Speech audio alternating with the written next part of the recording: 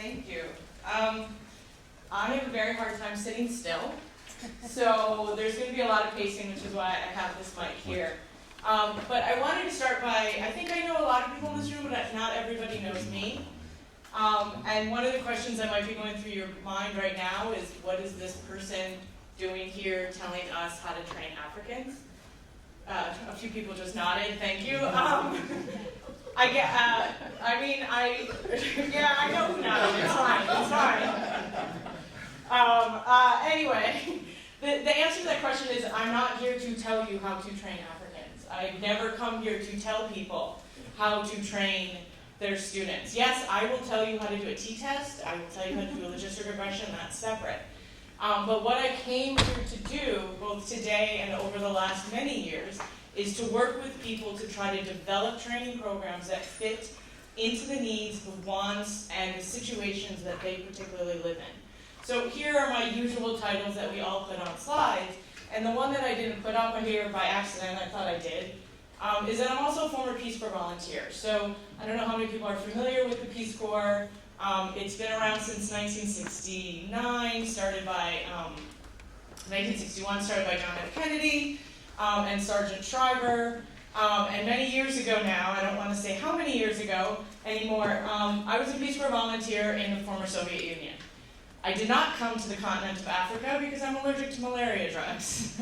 So they would not send me here. I had to then insist on coming later on in life. But I went there and learned a lot. And as a Peace Corps volunteer, you live in a community. I lived in a village. I had a well that I went to for water. I was in a climate that had a very long and cold winter, which I liked. And I worked within that community. I had a counterpart within that community. I was in a country called Moldova. Other Moldovans, to build education, to do health education, and what we ended up doing was starting a summer camp for girls. It's called Camp Glow, Girls Leading Our World. We started it in 1998, and that's where I really sort of figured out what it was that I wanted to do. I saw these girls in this camp, and I realized very quickly that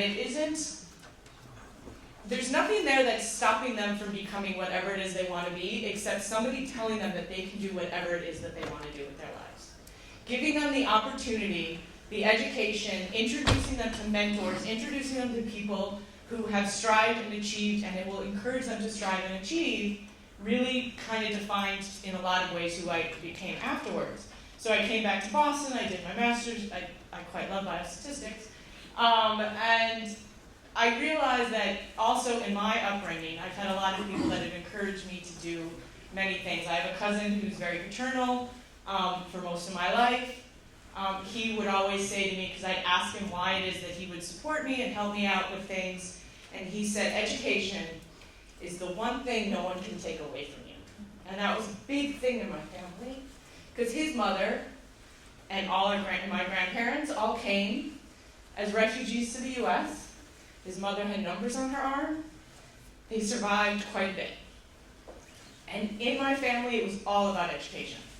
Education, the one thing they can't take away from you. I realize that sounds very pessimistic, but it's true. No matter where I am in my life, my education will always be there, right?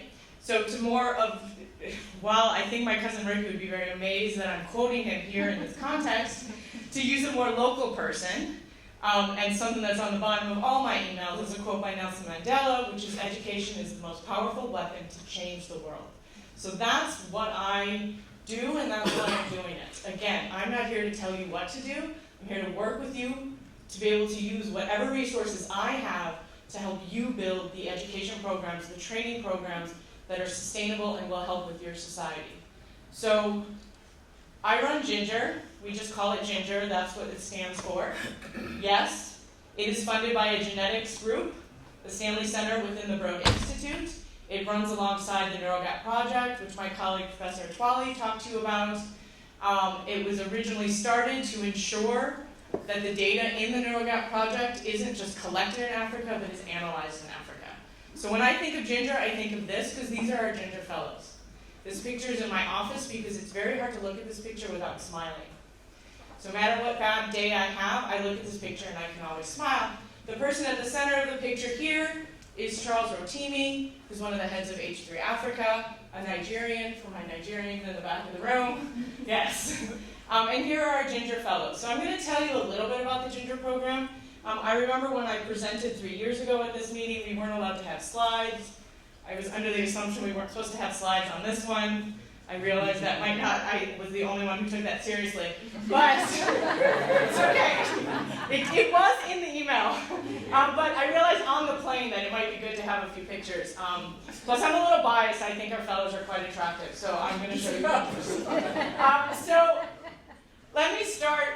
It was nice that I was able to get rid of all my research slides and all my genetic slides because I was started by, I saw Lakoye and Tulio that could talk about the importance of genetics.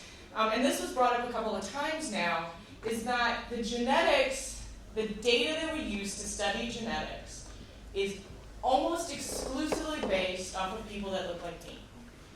And that is not a good way to do research. So a colleague of ours, Alicia Martin, who also is involved in the Ginger program, has a paper out. I think many people have seen this pie chart that shows that 96% of the data comes from white people. She's actually done it by year.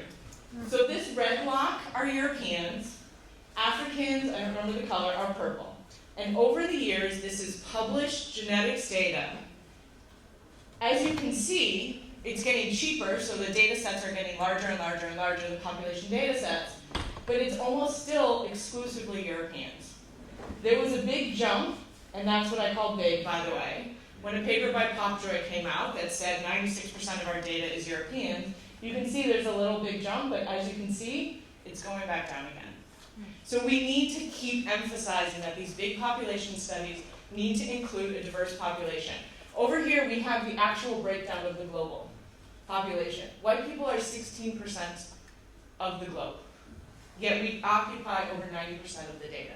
We're not learning anything new when we keep recruiting white people. So it's not just the data that's in the studies, it's who's analyzing the data. This is a paper that came out 2 years ago, and I'm so glad I included it in here for a couple of reasons. It's a nice paper. It talks about the importance of studying African genomes. It's called Lessons from Africa. It includes a plot here that talks about diversity in terms of the population's distance from the origin of human population. Yes. And if you read really closely, what does it say, Solomon? I was out of luck. You're welcome. Okay. So. Yeah, but you fixed that. You planned it. I was going to tell Solomon, I also have a version of the map that Lakoye showed that starts in Ethiopia and not Kenya, but that's okay. Anyway, that's fine. I'm in South Africa, it started here. So the issue I have with this paper is that, yeah, okay, the substance is fine and it's great. There's not one African author on this paper. There's not one African author in the acknowledgments. It discusses a study that was done right here in South Africa, and there's no African authors on this paper. So it's not just that we're not collecting the data, but up until very recently, we don't even have researchers in the field. This is a slide from the American Society of Human Genetics, which is it's actually an international conference, that showed where in the world people attending this enormous conference are coming from. And you have an entire continent that's blacked out. There also, what we have here is, one of my postdocs is working on this, is there's a lot of open source data. You need very large sample sizes to do genetic studies. You can apply to get data from other parts of the world, and this is open source data. And the Wellcome Sanger Institute has a lot of it. So we're working with them to try to figure out where these data requests are coming from. So the map here shows how many data access requests they're fulfilling for free, well, mostly free, openly available data around the world. And again, South Africa has 8. I don't know how many came from Chris, but I imagine a few of them. Ghana has 1, Uganda has 1, and then Egypt. You're not getting requests, and why are they not coming out of Africa? So the question is why is this, and we don't want to keep perpetuating it. So the goal of Ginger, as a training program, and I'm just going to talk a little bit about the one that we built, is to build collaborations, to train the researchers, and ultimately, the goal of the Stanley Center, to reduce the burden of serious mental illness through research. We are using genetics to inform targets for therapeutics. There's 3 pillars when this started, and these are 3 pillars that I try to keep in mind whenever I develop new programs and whenever I work with people, to build capacity to work. And when I talk about building capacity, I'm talking about building capacity by investing in people and not things. The 3 pillars are: you need support from above, you need that mentor, you need that advisor, you need that support person to help pull people up. We all need someone to help pull us up. That's how it works. They need to be able to protect their students, their postdocs, their trainees. They need to be able to provide them with a good environment, and they need to be able to mentor them. The other is support from within. I told you they're a very attractive bunch. Building that cohort of colleagues that you travel with throughout your career. If you think about your own career, and I think about mine, the benefit I got from sharing offices with people, from colleagues that I had through graduate school, colleagues that I had through my early career, building that collegial environment from people with all different backgrounds to be able to push forward. And then support for that next generation that's coming up. Because if you take everything in on yourself and you super protect it, and you don't give it to the next generation, then we're starting from scratch again. And the only way that this can be sustainable is if we continue to build and think about that next generation that's coming. So we kept that in mind when we designed Ginger. And I'm going to talk a little bit about what we did, and I'm going to try to talk about it in terms of what went well, and what things we might change as we move forward, because we're constantly thinking about what worked and what didn't work in each context. So we do have a group of Ginger Fellows. There's 17 of them. They were nominated by their supervisors, the PIs of our NeuroGap project. They come from 4 different countries, and I will show you their pictures in a second. They participated in workshops. They participated in something called a virtual classroom.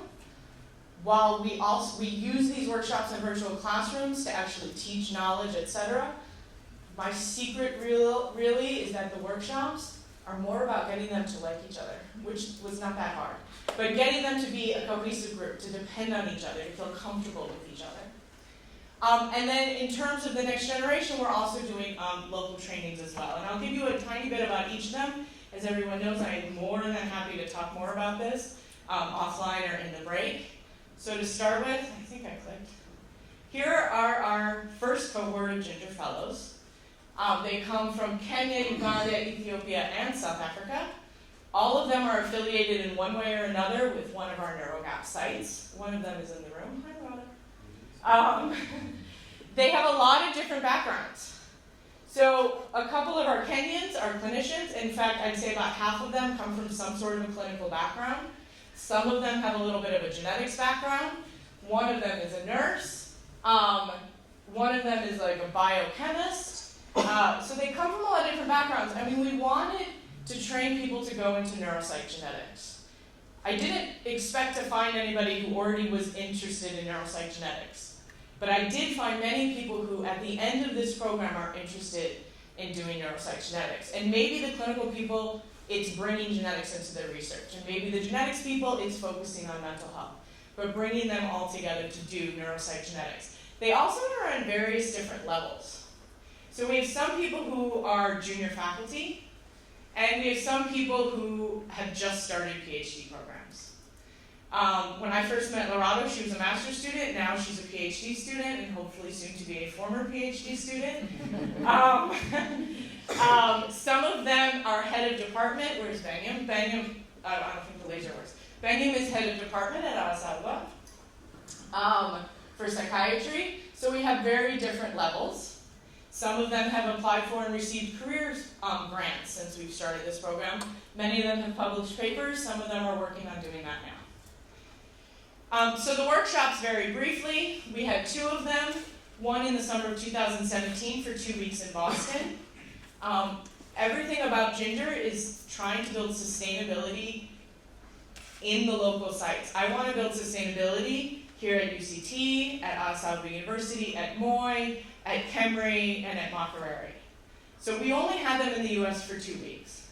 Part of the reasons we chose 2 weeks as well is that it's one of the things that I've learned over the years is 2 weeks is about the maximum amount of time a woman can leave their children with her in-laws. Right? And I actually did a lot of qualitative research on this one. How long can I have you for before you're not going to sign up for my program because you don't want to leave your kids with your parents or your in-laws? So 2 weeks, by the way, that's the answer. But what about the fathers? It's not. Yeah, they don't. It's not. It's absolutely not an issue. I have never once had a father Come on, even guys. comment on it. Yeah, no. Sorry, guys. Okay. The only male comment I get is, "Why are you taking my wife away from me for 2 weeks?" Someone has to. Okay, I'm not gonna go down that road. But anyway, so we did a lot of stuff in Boston.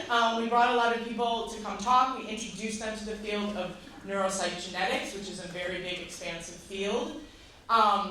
We introduced them. We took them to the genomics platform. We did a bunch of stuff, maybe a little bit too much stuff, but we enjoyed it. And we took them to a Red Sox game and tour of the city and all that other fun stuff that you do in Boston. And another thing that was important for me, as I said, I am just here to bring people together. I think about the mentors that influenced me in my life. And as I think about them, I will say the one characteristic that kind of brings them all together, because I have mentors in different aspects of my life, is that they kind of look like me, right? The vast majority of them are female. I'd say almost all, if not all of them, are white or some variant of that. And I think one of the reasons is because I can look at them and say, I can be that person. I see myself in that person. And for better or worse, I gravitated towards people that I would look at and be like, I can be that person. So for me, it was really important, and for all of us, to bring a vast array of mentors to come introduce this field that some of them can look at and say, I can be that person. So we really put in an effort to bring as many different people as possible. We kept it very social. Last summer, or 2 summers ago, I guess now, we did another workshop in London, which we worked a little bit with the Wellcome Trust. It had the benefit, I was actually genuinely nervous because we were outside of London in the countryside, and I'm a city person, so I'm like, what on earth do people do at night when there's no city here? It actually worked out very well because we were all in the same place. I think it really helped build the group. We did a lot of soft skills, negotiation, how to work in a team, collaborations, and also we introduced group projects, which I will get to in a second, and we had a lot of fun. So we had lawn games in the backyard. They're not hitting each other, they're playing croquet, which nobody knew the rules of, so we just made it up as we went along. Took them to Arsenal Stadium, which apparently is a good thing, I don't know. But I can care less. Okay, but we do emphasize a lot of that middle pillar, right? Bringing together a cohort. It's very, very important. If you want sustainable researchers, they need to have that cohort, the people to work with, that they feel comfortable with and they can push their career forward with. So we have a lot of food. We have a lot of food elicited science. This is not posed, okay? I feel like I need to argue that this was not a posed picture. This was one of the socials that we had. We had it at the Stanley Center. I have never seen a Stanley Center social as crowded as this one. We had Ethiopian food. We had Kenyan beer. We had South African wine, and the Ugandan restaurant would not answer their phone, so I'm sorry. We had not. I'm sorry. Okay, but we had East Africa and South Africa. Food, wine, juice, anything that we can get, brought everybody together. I look over to the side, and I see Simon, one of our Kenyan researchers, talking to Dennis, one of our Broad. At that time, I think he was a postdoc. Now he's faculty. They have since worked together. Simon had put in a career development grant with Dennis as his mentor, and he got it. Wow. So these are the things that start building. Every wall of the Broad Institute is writable, and so people tend to do that quite a bit. So I cannot emphasize enough how important it is to build that middle pillar. And then we also had a bunch of people at the UK workshop. And we started group projects, so this again brings together this building a collaborative team. The project groups were chosen to be multidisciplinary. So every group has some sort of clinician, some sort of a geneticist, etc. Also multinational. So every group has at least 3 countries represented. And the only reason I have 2 of the names underlined right now is that Lorado will be presenting this project at the World Congress of Psychiatric Genetics in like a month, right? Yeah. In a month. And the story behind this is that people submitted a session about diversifying genetic research. And the World Congress came back to them and said, this is a great idea, but why don't you have diverse people speaking at this session? Because it was all white, it was white Chinese, and that was it. And bravo to them. But see, this brings up a second problem. So somebody brings that to me and says, we need diverse people, they want us to swap out for some diverse, who can you nominate? And I said, great, we have a bunch of different ideas.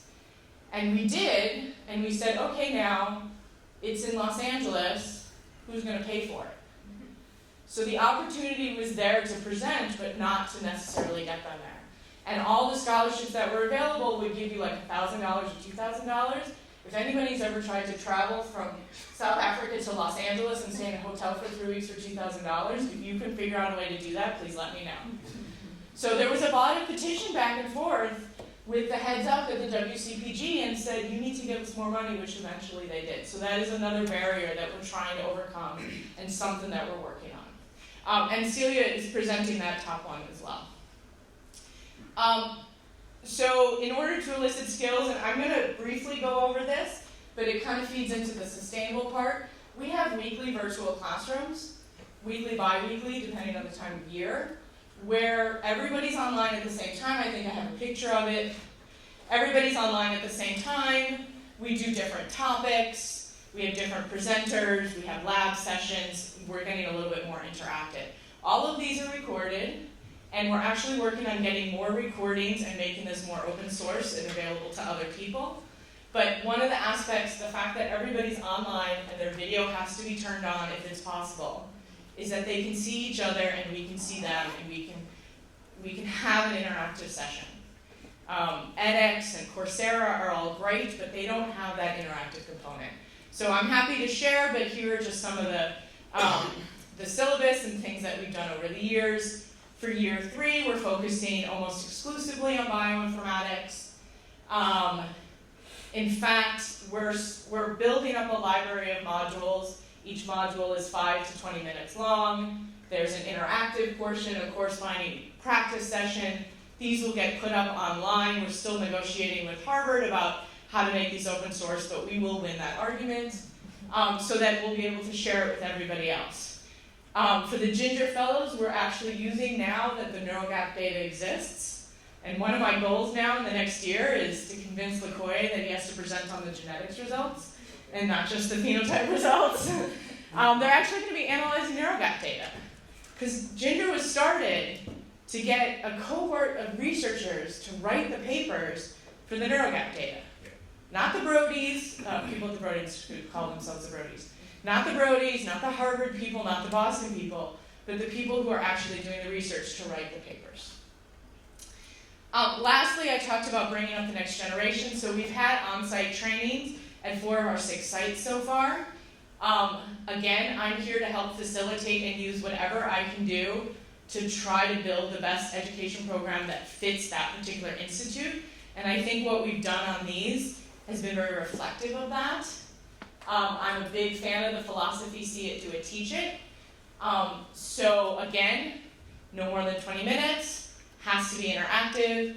If I do my job right, by the end of the week, students will be teaching other students. Every site we've worked with to build what it is that they needed on their site.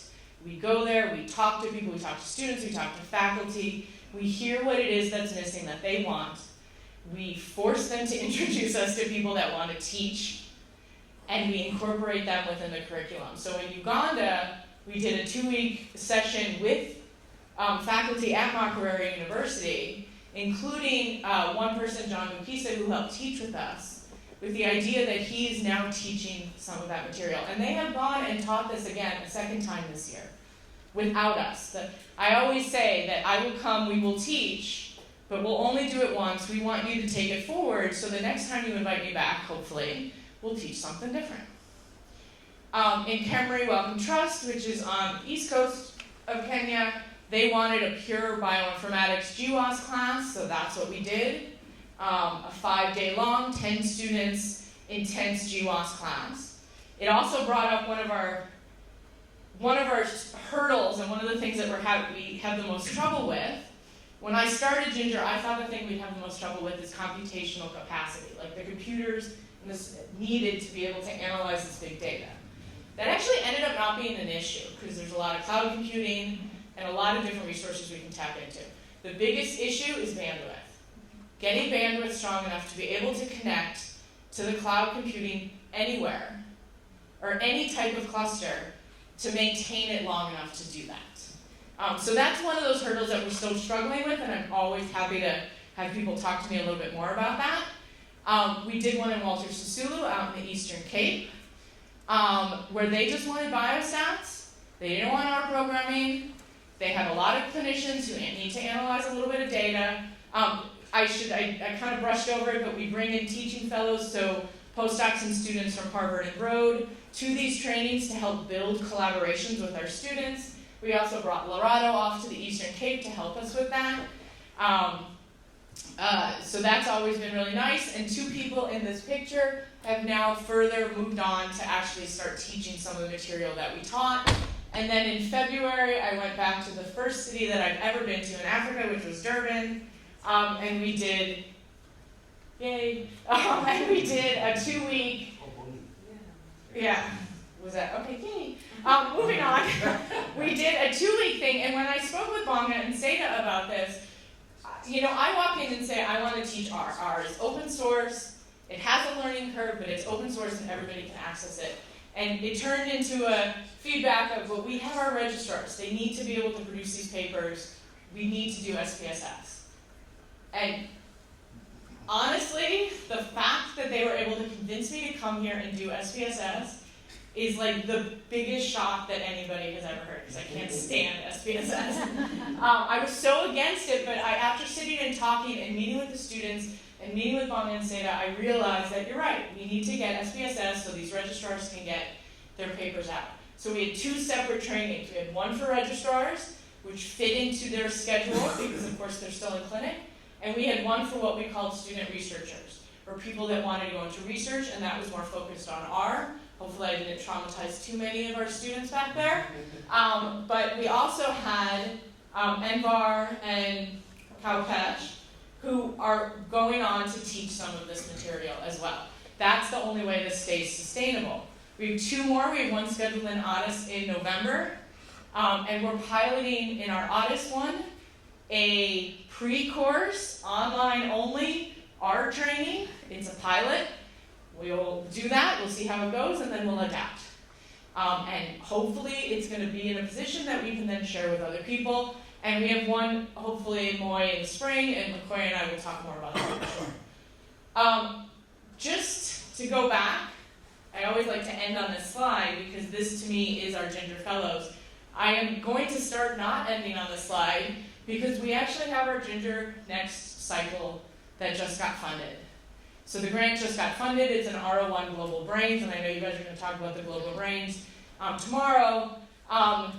The thing that I love about the Global Brains is that it requires a capacity building component, which is a rarity in NIH-funded research.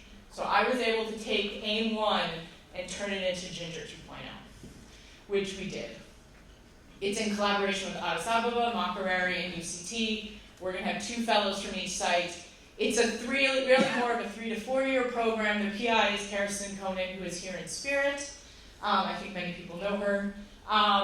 And the end result is going to hopefully be that each of our fellows will submit an NIH K43 at the end, which means the fellows that we choose for this program need to be at that point of their career that at the end of it, they'll be eligible to submit it. We're keeping a lot of things. We're keeping our Boston workshop. We're keeping our on-site workshops as well, and we're keeping our virtual classroom. We're building this cohort of 6 people across the continent to really nourish some intra-Africa collaborations They all will have access to NeuroGap project. They all will have a mentored research project. They all need to, we're going to keep fitting into these 3 pillars. They need support from above. That means dedicated mentors. That means dedicated time for them able to commit to this. And hopefully the availability of positions at the end of it. Build the cohort. We're going to include some of our current Ginger Fellows in this as well, not as fellows, but to help as TAs and maybe mentors and support for the next generation. So with that, I want to say, so I have a thing for Proverbs. If you want to go fast, go alone. If you want to go far, go together. This is always listed as an African proverb. I tried to see if there's an origin to this, and the only thing I discovered is that like it takes a village to find the origin of a proverb. I don't know if this is really an African proverb, but I like it. This picture, by the way, is here. My first visit to Cape Town many years ago. So was it Signal Hill? Is that what that's called? Yeah, so this, I don't know who those people are. It was just very nicely in the picture. Everything is done as a team. Ginger is a team. I think some people have met Vizu Galai, Christy Post, and Courtney, who have worked very hard to put this together. And of course, the team of NeuroGap in its entirety. So I wanted to thank you for humoring me to talk about actual training and education and how to build these projects. I hope I've convinced you that I have the best intentions. I think I've convinced people that I'm not just here visiting. This is my 3rd trip to Africa this year. I had 6 last year. Delta loves me, which is nice. I hope to keep coming back if people invite me. So thank you.